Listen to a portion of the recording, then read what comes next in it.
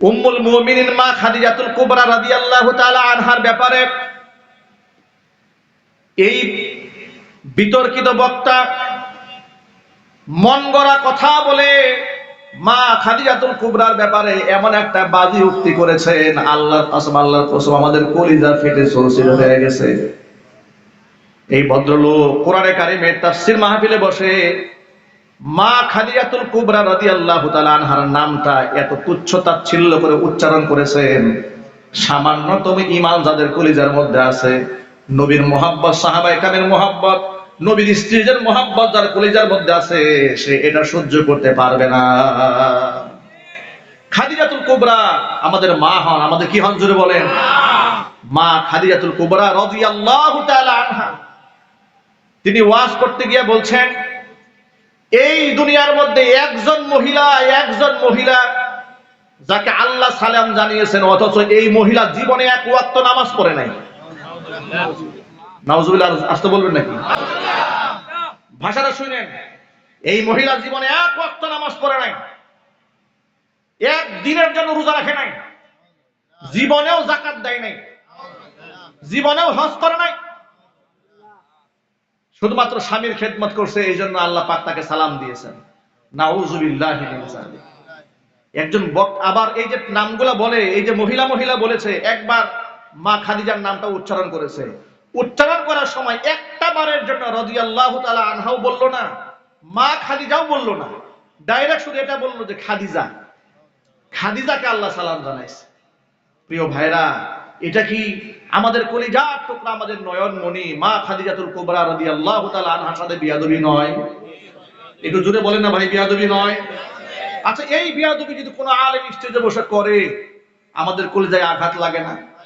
আমাদের মনে ব্যথা লাগে না? আবার বলে, আমি তার সারা জীবন পড়েছি, তার জীবনী পুরা জীবনী পড়ে দেখেছি, জীবনে এক ওয়াক্ত নামাজ পড়ে নাই।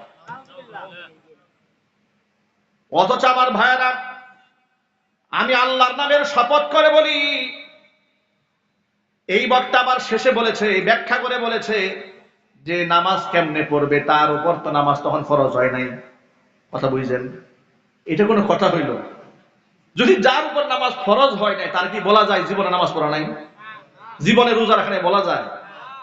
বরং কি বলতে হবে শোনেন, এই বক্তা বলেছে যে মা খাদিজাতুল কুবরা জীবনেও নাকি নামাজ পড়ে নাই। এখন আপনাদেরকে আমি দুই একটা ইতিহাস এবং হাদিসের গ্রন্থ থেকে দুই একটা বর্ণনা শোনাই। যে বক্তা বলেছে মা খাদিজাতুল কুবরা রাদিয়াল্লাহু তাআলা আনহা জীবনে নামাজ পড়ে নাই, ওর চাইতে মূর্খ বক্তা আসমানের নিচে জমির উপর আর নাই।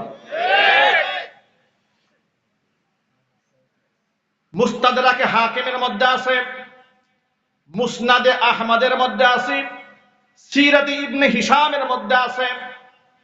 এই সমস্ত কিতাব তো এরা পড়ে নাই, না পড়ে আন্দাজে মুখে যা আসে তাই বলে মা খাদিজাতুল কুবরা রাদিয়াল্লাহু তাআলা আনহা তার উপরে নামাজের ফরজিয়াতের বিধান আসার আগে নবীজি সাল্লাল্লাহু আলাইহি সাল্লামের সাথে জীবনের প্রথম তিন নামাজ আদায় করার সৌভাগ্য লাভ করেছিলেন। মুস্তাদরাকে হাকিমে এসেছে, সিরাতে ইবনে হিশামের মধ্যে সে আউয়ালু মান সাল্লা মা'আন নবী সাল্লাল্লাহু আলাইহি ওয়াসাল্লাম খাদিজা বিনতে খুয়াইলিদ। খাদিজা বিনতে খুয়াইলিদ তিনি হচ্ছেন সেই রমণী যিনি জীবনের প্রথম নবী মুহাম্মদ সাল্লাল্লাহু আলাইহি ওয়াসাল্লামের সাথে নামাজ আদায় করেছেন। আরো চিল্লাবেন আল্লাহু আকবার।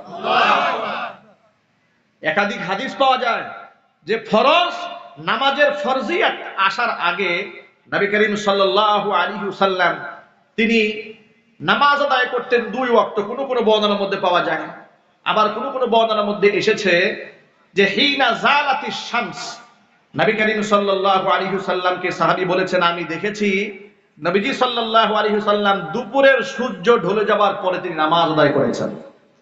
এমনকি সেই নামাজের সময় তার সাথে হযরত আলীও ছিলেন, তার সাথে উম্মুল মুমিনিন মা খাদিজাতুল কুবরা রাদিয়াল্লাহু তাআলা আনহাও ছিলেন। জোরে বলেন আল্লাহু আকবার। এবার এই জাহেল বক্তা বলেছে জীবনে যাকাত দেয় নাই। জোরে বলেন নাউজুবিল্লাহ। অথচ মা খাদিজাতুল কুবরা রাদিয়াল্লাহু তাআলা আনহা তার উপরে যাকাতের ফরজিয়াত আসার আগেই তো দুনিয়া থেকে তিনি চলে গেছেন। যাকাতের হুকুম ফরজ হওয়ার আগে এই সেই রমণী, এই সেই মহানারী, এই সেই মহা মর্যাদাপূর্ণ আল্লাহর স্ত্রী, আল্লাহর নবীর স্ত্রী, আল্লাহর নবী সাল্লাল্লাহু আলাইহি ওয়াসাল্লামের স্ত্রী, যিনি এই পৃথিবীতে নবীজি সাল্লাল্লাহু আলাইহি ওয়াসাল্লামের জন্য জীবনের সমস্ত সম্পদ ব্যয় করে দিয়েছে।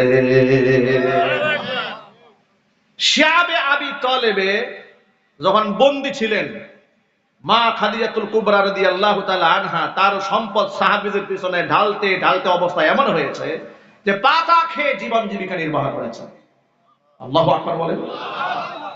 তাহলে যেখানে নবী করিম সাল্লাল্লাহু আলাইহি ওয়াসাল্লামের পেছনে সম্পদ ব্যয় করে সব শেষ করে দিয়েছেন, যাকাতের হুকুম আসার আগেই তিনি মারা গেছেন, তাহলে বক্তব্যতে এমন হওয়া দরকার ছিল যে নামাজ ফরজ হওয়ার আগেই যিনি নামাজ পড়েছেন, যাকাত ফরজ হওয়ার আগে দুনিয়া থেকে চলে গেছেন, সব সম্পদ দান করেছেন, তার উপর নামাজ ফরজ হলে তিনি কত নামাজ পড়তেন? আল্লাহু আকবার বলেন। বক্তব্যতে এরকম হওয়া উচিত, ঠিক কিনা বলেন? যে নামাজ ফরজ হওয়ার আগেই যিনি নামাজ পড়েছেন, যাকাত ফরজ হওয়ার আগে, যাকাত তো মানুষ 2.5% দেয়, আর মা খাদিজা সব দিয়ে দিয়েছেন। আল্লাহু আকবার বলেন। মা খাদিজাতুল কুবরা যে রাসূলকে সম্পদ দিয়ে সহযোগিতা করেছেন, দলিল শুনেন। কোরআন মাজিদ আল্লাহ পাক বলেছেন, ওয়া ওয়াজাদাকা দাল্লান ফাহাদা ওয়া ওয়াজাদাকা আইলান ফাআগনা। ও নবীজি, আপনাকে আমি পথের অনুসন্ধানকারী পেয়েছি, পরে আপনাকে পথ দেখিয়েছি। ওয়া ওয়াজাদাকা আইলান ফাআগনা, আপনাকে আমি দরিদ্র পেয়েছি, আপনাকে আমি ধনী বানিয়ে দিয়েছি। এই আয়াতের তাফসীরে এসেছে ওয়াজাদাকা আইলান ফাআগনা বিমালি খাদিজা রাদিয়াল্লাহু তাআলা আনহা। খাদিজার মাল দিয়ে আল্লাহ পাক তার রাসূলকে ধনী বানিয়ে দিয়েছেন। আর জোরে কোন সুবহানাল্লাহ।